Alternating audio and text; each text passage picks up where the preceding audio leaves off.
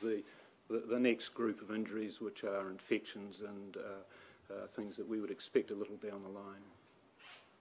In regards to children, you mentioned the girl in Starship. Yes. Are there others? There's 2 other children in the hospital at present, and their condition is stable. Are you able to say how old they are? I don't have that information at the moment here. Mr. Robertson, how are the first responding staff holding up? It's a bit challenging for people. You know, we're all part of the community, and we're struggling with it as much as everyone else is. This is not something that we expected to see in our environment. We do see gunshot wounds, we do see all these type of injuries, but you know, 40 to 50 people in a day is more than what we should see.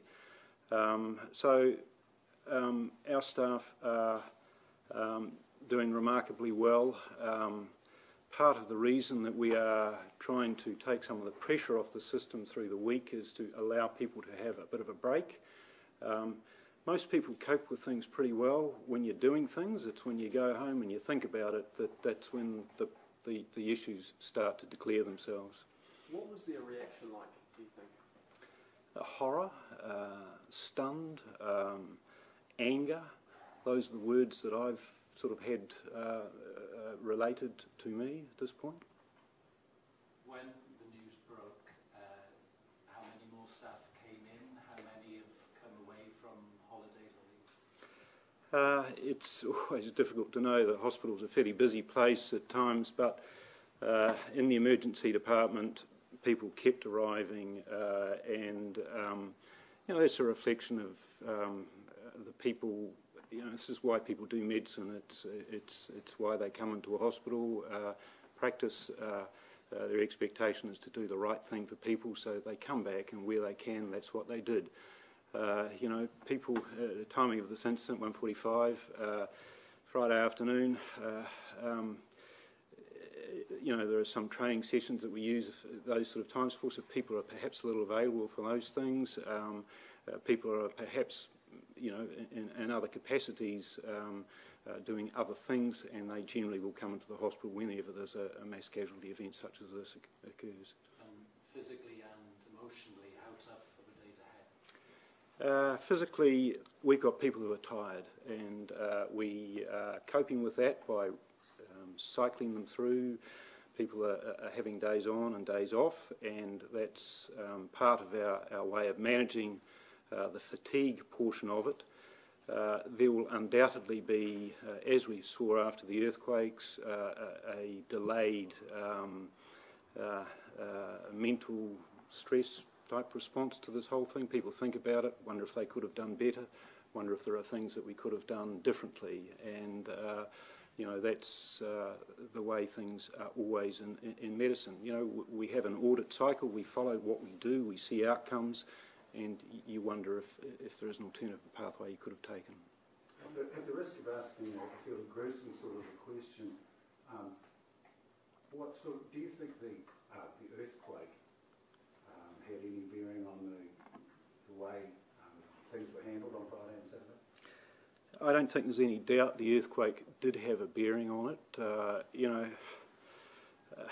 the old adage, practice makes perfect, works in a lot of things, and that's part of our processes. We have trauma mass casualty event exercises every year the ministry will run. We've had, I guess, the most significant experience of this in New Zealand by virtue of the earthquake experience in 2010, 2011. So, you know, we've been there, we've done that. I don't want to get better at it, but that's kind of the way. Are the injuries similar? No, quite different, and the specialties involved quite different. There's a lot of orthopaedic trauma the last time round. This is a bit more general. There are more abdominal, chest injuries, quite a lot of soft tissue injuries, and it's the management of that just by virtue of the nature of the weaponry that's been used or the traumatically inducing objects. So would they be among the more challenging type of injuries that Yes, the trauma from the earthquake brought different things. There were muscle effects on the muscles and ischemia of those sort of things, and kidney failure and those sort of issues that occurred as a consequence of that. So we haven't seen that sort of situation this time around.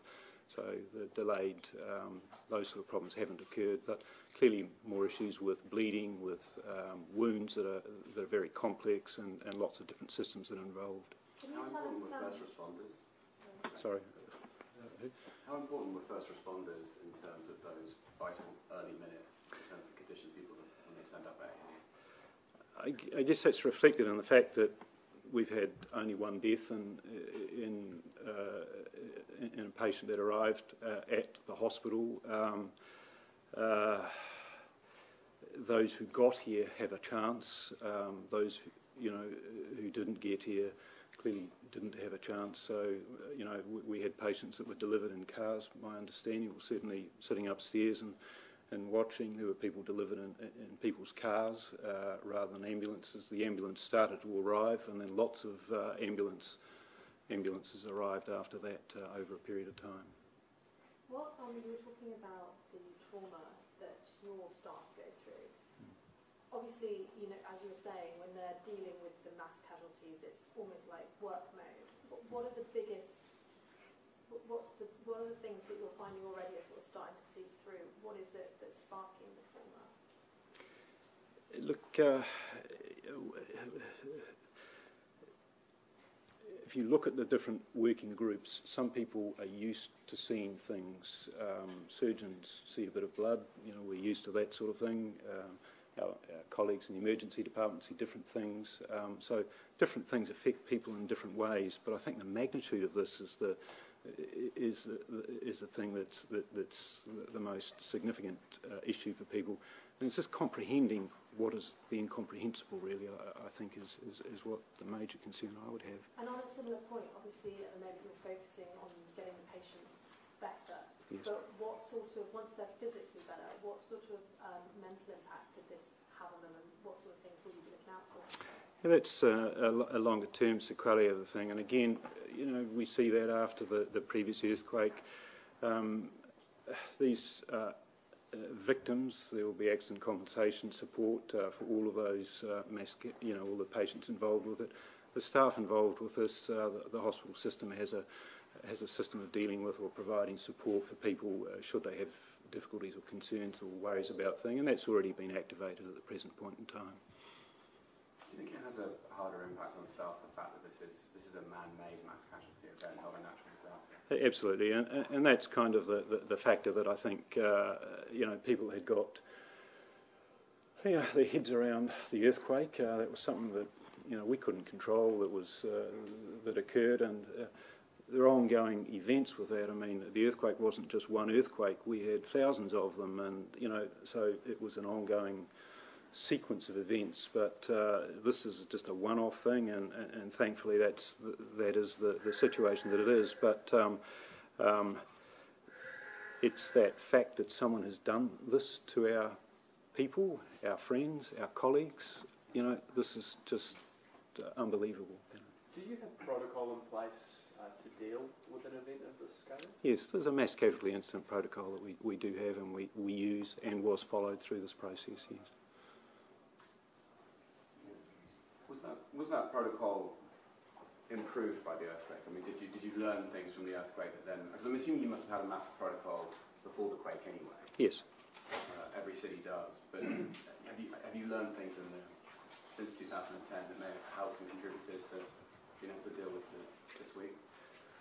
Yes, I think so, and I think as a consequence of what we see out of this, there will be lessons that we learn from this event for should we require a mass casualty response in the future. Are you able to tell us the male-female ratio? Predominantly males, certainly in hospital at the moment. There's one female in intensive care, yes. And you said there's 12 in a critical condition at the Correct, moment? that's right. And yesterday you said there was 11. What happened to that one So, person? So there's an additional person who's had further operative surgery and has come back to the intensive care unit. So it's a fairly fluid situation, depending on where we think the patient is best managed. You know, this stretches quite a lot of our resources, and if we think they're in a better situation or better managed in an intensive care location, that's where they will go. Those in intensive care, where are their injuries? Predominantly chest, abdomen, and limbs is the Sorry, define age of a child. You talked about your two children. Is it under the age of 16? our paediatric age group ward area is under 16, yes. The gunshot wounds, are they more typical of kind of classic New Zealand hunting rifle, or are they more typical of kind of military grade? So we've seen fragmented ballistic types of responses and things, so these are not something that goes through. We've got a lot of fragments. We've had shotgun injuries. We've had sort of blunt-nosed bullet type sort of injuries with the challenges associated with things that break up and damage things. So the ammunition use is not through and through, is it saying? It's not through and through. No.